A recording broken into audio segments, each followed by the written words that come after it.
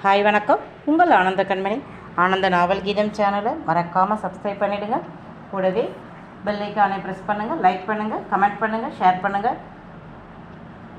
நாம் இப்போ கதை கேட்க போகலாமா? சுபலதாவின் வேறிருந்து நிற்கிறேனடி, அத்தியாயம் 43. உண்மையும் அதுதான். சௌந்தரம் முதலில் பெரிதாக எதையும் நினைக்காமல் மகன் உயிர் பிழைக்க வேண்டும் என்று மட்டுமே நினைத்தார். ஆனால் நாளாக மருமகளை அவருக்கு ரொம்ப பிடித்து விட்டது. சொல்லப்போனால் சௌந்தரம் முதலில் இப்படி செய்தால் தன் மகனை காப்பாற்ற முடியுமா என்ற நம்பிக்கையே அவருக்கு இல்லை. குருபரனுக்கு இருந்த நம்பிக்கை சௌந்தரத்திற்கு இல்லை. மேலும் திருமணமானது முதல் மருமகள் பட்ட கஷ்டம் கண்ட பிறகு ஒரு பயம் வந்துவிட்டது. ஒரு தாயாக தெரிந்தே ஒரு பெண்ணை பலி கொடுக்கலாமா? என் மகனுக்கு கடவுள் ஆயுளை கொடுக்கலை என்பதற்காக இன்னொரு பெண்ணை இதில் இழுத்து விட்டது ரொம்ப தப்போ என்று அடிக்கடி கணவரிடம் புலம்ப ஆரம்பித்தார். அதுவும் தேனுஷாவிற்கு ஆபத்து வரும்போதெல்லாம் அதிகம் புலம்பினார். கணவரை நச்சரித்தார். அவரும் மனைவிக்கு சமாதானம் சொன்னார். அதெல்லாம் மருமகளுக்கு ஒன்றும் ஆகாது. மருமகளுக்கு ஆயில் கெட்டி தீர்க்க சுமங்கலியா இருக்கணும் என்று இருக்கு. அதனால் மருமகளை நினைத்து பயப்படாதே. மருமகள் கிட்ட இதை பற்றி சொல்லக்கூடாது, ஏன் யாரிடமும் இதை பற்றி சொல்லக்கூடாது என்று அவர் மனைவியிடம் சத்தியம் வாங்கி இருந்தார். அதுவும் தன்மேலேயே. எனவே தான் பலமுறை சௌந்தரம் புலம்பும் போது குருபரன் அவரை அந்த இடத்தை விட்டே அப்புறப்படுத்தி விடுவார். அவருடைய நம்பிக்கை தேனுஷாவின் மாங்கல்ய பலம் மகனை காப்பாற்றும். அதே சமயம் அவளுடைய கட்டத்தின்படி அவளுக்கு ஒன்றும் ஆகாது என்றுதான். மருமகளும் தீர்க்க ஆயுசா இருக்கணும் என்று ஹோமம் பூஜை எல்லாம் செய்தார். குருபரனை அவர்கள் தாக்க தொடங்கியதும் மருத்துவமனை ஊழியர்கள் குருபரன் குடும்பத்தாரை அங்கிருந்து அப்புறப்படுத்த நினைத்து அவர்கள் இருந்த டீலக்ஸ் அறைக்குள் வர அங்கேயும் பெண்கள் சண்டை போட்டு கொண்டு இருப்பதை பார்த்துவிட்டு, மேடம் நீங்கள் கிளம்புங்க முதல்ல என்று சௌந்தரத்தையும் மற்றவர்களையும் அழைத்து கொண்டு ஒரு பெரிய அறையில் விட்டார்கள். பார்த்தீங்களா இந்த அநியாயத்தை? நம்ம பொண்ணை தெரிஞ்சே சாகடித்து விட்டு இப்போ ஒன்றும் தெரியாத மாதிரி ஓடி ஒளியிறாங்க. எல்லாம் பணம் இருக்குன்ற திமிரு. பணத்துக்காகத்தான் இந்த ஆஸ்பத்திரி ஆட்கள் கூட அவங்கள தாங்குறாங்க. நாம் பெண்ணை இழந்துட்டு நாம் தவிச்சு போய் நிற்கிறோம். ஆனால் பாருங்க, அவங்க ஓடி ஒளிஞ்சுக்கிட்டானுங்க என்று தெய்வானை திட்டி தீர்த்தார். அறைக்குள் சென்ற பிறகு குருபரனை பார்த்தார்கள். முகம் வீங்கி, உதடு கிழிந்து, உடையெல்லாம் கசங்கி, அவரை பார்த்தாலே தெரிந்தது அடித்து இருக்கிறார்கள் என்று. ஐயோ அண்ணே, யார் உங்களை அடித்தது என்று சந்திரா பதறிக்கொண்டு வர குருபரன் அமைதியா, சஸ்தி கிட்ட யார் இருக்கா? சரவணன் எங்கே? உங்கள் வீட்டுக்காரர்கள் எங்கே என்று அவர் கேட்ட பிறகுதான் பெண்கள் விழித்தார்கள். ஆமாம், யாரையும் காணோமே. எங்கே தெரியலையே. நாங்கள் இருந்தது 3வது மாடி டீலக்ஸ் ரூமு. சஸ்தி இருக்கிறது 2வது மாடி. அங்கே தான் ஐசியூ முன்னால் என் வீட்டுக்காரர்கள் இருந்தார். இப்போ அவர் எங்கேன்னு தெரியலையே என்று சந்திரா கைவிரிக்கவும் தான், ஐயோ அந்த ஆட்கள் மகனை கோபத்தில் ஏதாவது செய்து விட்டார்களோ என்று பயந்து போய் குருபரன் சரவணனுக்கு ஃபோன் அடிக்க அது அடித்து கொண்டே இருந்தது. எடுக்கலை என்றதும் பயந்து போக குருபரன் என்ன ஆனாலும் சரி என்று மகன் இருந்த அறைக்கு தன் உடல் வலியையும் பொருட்படுத்தாமல் லிஃப்டிற்குள் புகுந்து கொள்ள கூடவே அவர் குடும்பமும் ஓடி வர, சீக்கிரம் வாங்க, என் மகனை இப்படி தனியாக விட்டுட்டு வந்துட்டீங்களே என்று அவர் கத்தி 2 நிமிடத்தில் லிஃப்ட் நிற்கவும் இறங்கி ஓடி வரும்போதுதான் ஐசியூவின் முன் சந்திரா இந்திரா வீட்டுக்காரரும் சரவணனும் தேனுஷாவின் மொத்த குடும்பமும் நின்று இருந்தது. குருபரன் ஓடி போய் மகனின் அறையை பார்க்க அங்கே வெறும் கட்டில் மட்டுமே இருக்க அவருக்கு உயிரே போன மாதிரி இருந்தது. ஒருவேளை கோபத்தில் அவர்கள் அடித்ததில் மகனுக்கு ஏதாவது ஆகி அவன் ஐசியூவில் இருக்கானோ என்று அவர் மனம் பதைக்க ஐசியூவின் முன் நின்றவர்களிடம் வர சந்திரா வீட்டுக்காரர் இவரை பார்த்து, என்னாச்சு, ஏன் இப்படி இருக்கிறீங்க என்று கேட்க, ஒன்றுமில்லை, சஸ்தியை காணோம் என்றார் மெல்ல. மச்சான், நீங்கள் செய்த புண்ணியம் தலைக்கு வந்தது தலப்பாகையோடு போயிருச்சுன்னு நம்புவோம். யாரும் எதிர்பார்க்காததை நடத்துறது தானே தெய்வ அருள் என்றவர். அந்த ஸ்பெஷல் டாக்டரும் சீஃப் டாக்டரும் உங்ககிட்ட பேசிட்டு போயிட்டாங்க. மற்ற டாக்டர்களும் போயிட்டாங்க. நீங்கள் அழுதுகிட்டு எங்கே போயிட்டீங்கன்னு தெரியலை. அதே மாதிரி தான் அவங்க எல்லாரும் அழுதுகிட்டு அந்த பக்கம் போயிட்டாங்க. நாங்கள் 2 பேரும் நடந்ததை நம்ப முடியாமல் நம்ம வீட்டில் இப்படி நடந்துருச்சேன்னு ரொம்ப நொம்பலப்பட்டு இங்கே நின்னப்ப தான் சரவணன் ஸ்ட்ரெச்சரில் சஸ்தியை வச்சு தள்ளிக்கிட்டு வந்தான். ஆமாம், சஸ்தி மனைவிக்கு வாழ்வா சாவா போராட்டம் நடக்குது என்றவுடன் அவன் கேட்ட ஒன்று இதுதான்.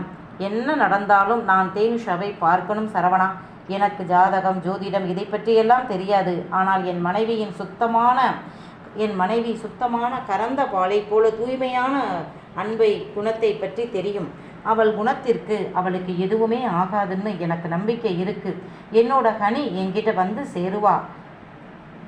முருகா, என் ஹனியை என்கிட்ட சேர்த்து விடு, அவளை நான் பத்திரமா பார்த்துக்குவேன் என்று கடவுளிடம் வேண்டிக் கொண்டே தான் இருந்தான்.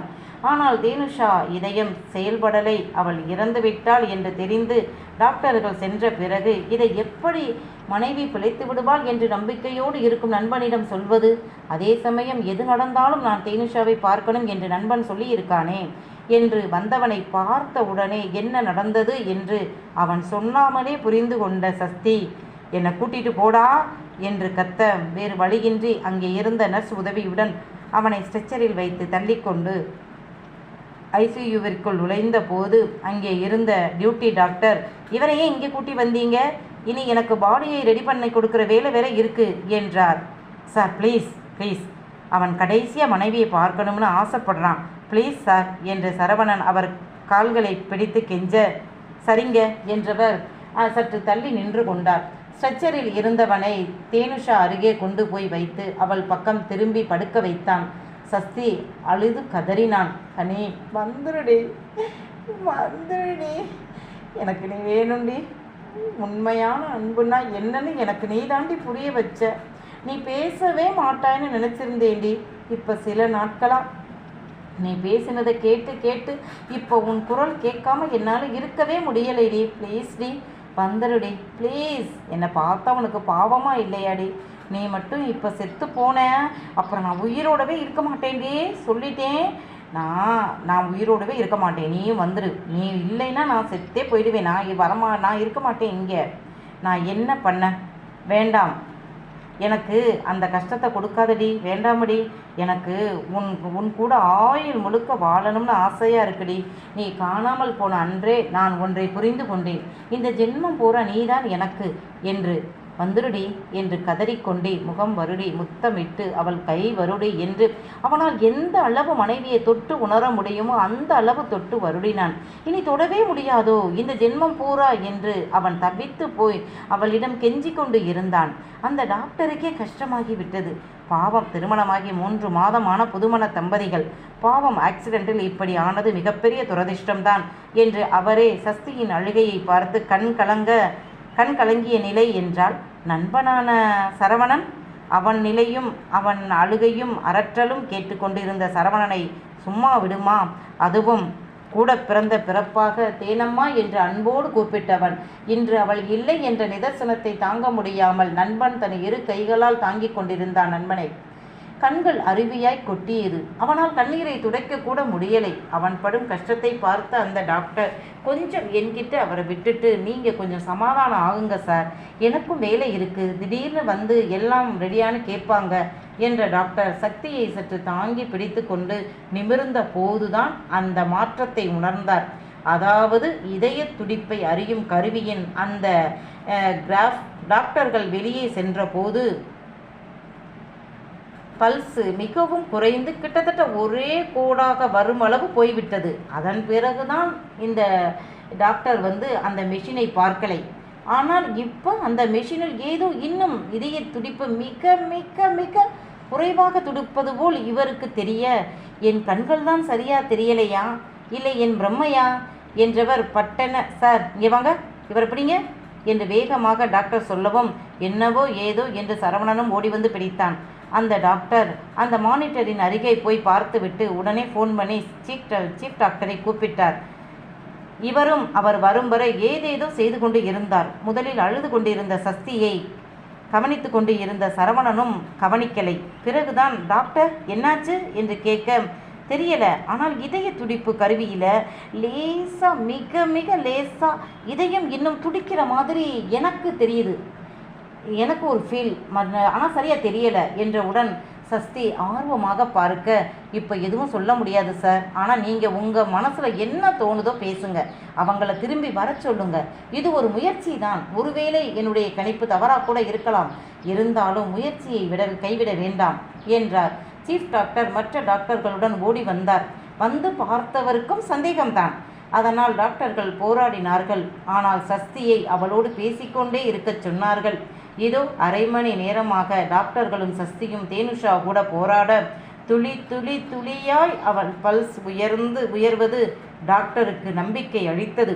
அதனால் அவர்கள் விடாமல் முயன்று கொண்டு இருக்கிறார்கள். கண்டிப்பா தேனம்மா பிழைத்து வந்துவிடும், நம்பிக்கையா இருங்க மச்சான் என்றார் சந்திராவின் கணவன். இதே மாதிரி தான் பிரியா தேவன்சி சொன்னதை கேட்டு கோபமாகி ஆண்கள் குருபரனிடம் சென்று பேசி கைகலப்பு வந்தபின் அவர்கள் இனி அடுத்து என்ன செய்வது என்று யோசிக்க தொடங்க, நாகராஜனோ மகளை இழந்து விட்டோமே, அவளுக்கு கல்யாணம் பண்ணாமலே இருந்திருந்தா எங்க கூட காலம்பூரா உயிரோடு இருந்திருப்பாளே, ஏதோ ஒரு கெட்ட நேரம் அந்த மாப்பிள்ளை வீட்டார் வரப்போக சரி ஜாதகம் பொருந்தித்தானே இருக்கு, குடும்பம் நல்ல குடும்பம் என்று திருமணம் பண்ணினார். ஆனால் இவர்கள் இப்படி ஒரு துரோகத்தை செய்வார்கள் என்று அவர் கனவில் கூட நினைக்கலை. இப்படியெல்லாம் கூட உலகத்தில் பொய் சொல்லி ஏமாற்றி ஒரு பெண்ணை கல்யாணம் என்ற பெயரில் சாகடிக்க கூட்டி போவார்களா என்று இப்ப கூட அவரால் நம்ப முடியலை.